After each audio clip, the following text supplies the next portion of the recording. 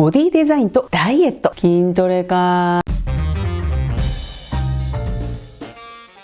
ちょっと差がつく体の使い方、リンパ整体師の京子です。このチャンネルでは大人世代の心と体を解きほぐして理想のスタイルに近づくためのタクトレの方法を紹介しています。2021年8月からは1年で大人世代の体を変えるプロジェクトを進めています。特に私と同じ50代女性は必見です。50代は諦めたら終わるし、チャレンジすれば結果が出る、そういう節目の年代なんです。私の実体験をもとにたった1分の積み上げであなたのなりたいを形にするお手伝いをさせてください。最後まで見て、もしこの動画が役に立つと思ったらチャンネル登録といいねの高評価、シェアまでしてもらえたら超やる気が出ます。タクトレボディデザインオタクに聞きたいことがあったら遠慮なくコメント欄に書き込んでください。皆様からのコメントを楽しみに待っています。それでは今日もよろしくお願いします。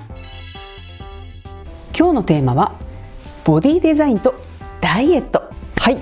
オープニングでこのチャンネルを紹介するとき、ボディデザインオタクに聞きたいことがあったらと言っていますよね。ボディデザインとダイエットの違いについて話していきたいと思います。サロンのお客様や私の周囲の人たちとの関わりの中で、多くの人がボディデザインとダイエットを混同しているなぁと思うことがあるので、今回のテーマにしました。ボディデザインはボディメイクとも言われていますが、ここではボディデザインという言葉で統一しますね。ダイエットとボディデザインの違い、どちらも体を変えるというところは同じですが、意味は少し違います。このことについてツイートしている文章があるので、こちらをご覧ください。じゃん。ボディデザインは体型を作っていくこと、ダイエットとは違う。ダイエットの 90% は食事、ボディデザインはダイエット後の筋トレがベース。ぽっちゃりを目指している人は筋トレなしの過食にすればいい。この文章を改めて読むと、ふくよかな人に対して皮肉めいた言葉に聞こえてしまうかもと心配になったので補足させてください。私はボディデザインのオタクです。ボディデザインが大好きで、ゆるーく無理なくやっています。誤解してほしくないのは、痩せなきゃダメ、スリムが一番とは思っていないです。私にとって体というのは人間一人一人の魂というか、心の中にある芯みたいなものの外側にまとっている服だと考えています。シルクにするか、綿にするか、ポリエステルにするか、革にするか、長持ちさせるか、流行りのものにするか、着心地を優先するか、機能性を重視するか、これらは全て自分で決められます。だからその人のキャラクターや性格がぽっちゃり体型にぴったりなら、筋トレなんかしないで美味しそうに食べて、ふくよかで愛らしくて柔らかい印象が醸し出せたら、それが一番いいと本当に思っています。目的に応じていけばいいんです。私がボディデザインをする理由は、女性らしい柔らかさと強さを表現したいのと、いつまでも若々しくいたいのと、いろんなファッションを楽しめる体型をキープしていたい、これを目的としています。ただ大人世代は見た目だけを追い求めるのは危険だなとも思います。理由は2つあって、まず1つ目は栄養をうまく取り込めない世代だから、2つ目は体のパフォーマンスが落ちているから。急激な筋トレや食事制限で体を改造した人を CM などで見たことはありますよね。確かに体は引き締まって一見かっこよくなっていますが、顔や体にシワや疲労感が出て老けてしまっていることが結構多いんです。これに関してもツイートしていますので、こちらをご覧ください。じゃん。ダイエット、ボディデザイン、短期間で痩せてムキムキ、周りの影の反応、痩せこけて病人みたい、老けておばあさんみたい、案の定リバウンドしてる。何事も結果を急がず、ゆっくり階段を上る方が結果的にゴールは早く永久的。とにかく短期間で痩せたいという人には良いと思いますが、若返りたいという人はやめた方が良いと言えます。だから1つ目のツイートにあるように、ダイエットをしてから筋トレで体をデザインしていくのが良いと私は考えています。ダイエットで痩せたら綺麗な体のラインになるんじゃないの？ダイエットは水と脂肪が減るだけです。やり方を間違えると筋肉まで落ちてしまいます。綺麗な体のラインは一旦リセットして栄養を取り込みやすい体にしてから筋トレで作っていくものなんです。筋トレか、だから無理なんだよねって思った人、この先の話をしっかり聞いてください。私が提唱するダイエットは食事管理と有酸素運動を組み合わせて次のステップであるボディデザインをしやすくします。ポイントは、食事管理は食事制限ではありません。有酸素運動はランニングではありません。食事管理とは間違った食生活を体に合った食生活にすることです。有酸素運動とはウォーキング、ヨガ、ストレッチ、深呼吸といったゆっくりした動きのことです。さあこの時点でいろんな勘違いや思い込みがあったと気づいた人もいるでしょう。どうですか？私がお話動画や解説動画をアップロードしているのは、この思い込みや勘違いを変えていかないといつまで経っても理想のスタイルに近づくことができないからなんです。本当のことを話していきたいので、皆さんにとっては辛口だったり面倒くさかったりすることも分かってやっています。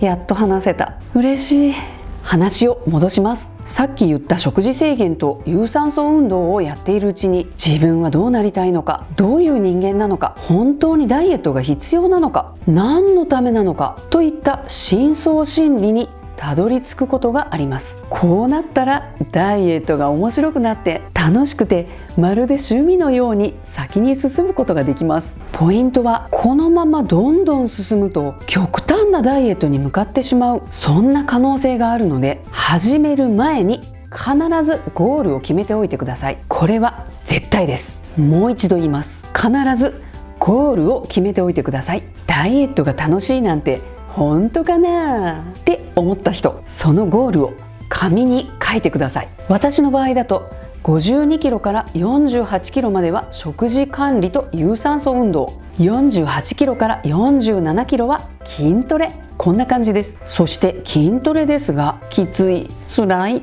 体を痛めたからやめちゃったという声をよく聞きます。そもそもですが、そのやり方合ってますか？筋トレってきつくて辛くて体を痛めるようなやり方でなければならないのでしょうか？私が毎日行っている筋トレはだいたい7割くらいの負荷で10分から15分くらい、まだいける、もう少しやりたいというところで止めます。そうすると筋トレの後も疲れないし、体が軽くなります。だから次の日も勝手にやりたくなるんです。ボディデザインとダイエットの違い、正しい知識とメンタルの必要性、なんとなく分かってもらえたでしょうか？ちょっと本題から外れるのですが、最近ヘアスタイルを変えたんです。これを編んでくれたスタイリストさんは留学経験がある人なので、編んでもらっている最中にいつか英語を話せるようになりたいんだよねって話すと、いつかじゃ一生無理ですよってズバッと言われました。仕事とか結婚とか英語を使わなければならない状況に身を置かないと話せぬようにはならないですよってあまりにも気持ちよくはっきりと言われたので、めちゃくちゃ納得できてすっきりしました。スイッチがバンと入りました。ダイエットやボディデザインも同じで、なんとなく痩せたいでは、私がスタイリストさんに言われたように一生無理ですよということなんです。ダイエットやボディデザインって辛いとかきついというイメージがあるから後回しになってしまうんだと思うんです。そのイメージや思い込みを変えるためには、正しい知識とメンタルへの介入が必要です。そのためにやること、1、しばらくはメンターを一人に絞ること。2、